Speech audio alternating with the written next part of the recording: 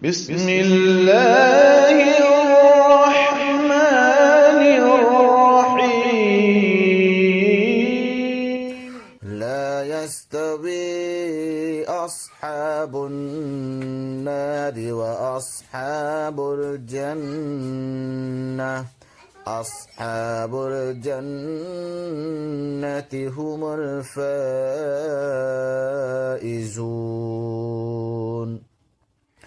لو أنزلنا هذا القرآن على جبل لرأيته خاشعا متصدعا من خشية الله وتلك الأمثال نضربها للناس لعلهم يتفكرون هو الله الذي لا إله إلا هو عالم الغيب والشهادة هو الرحمن الرحيم هو الله الذي لا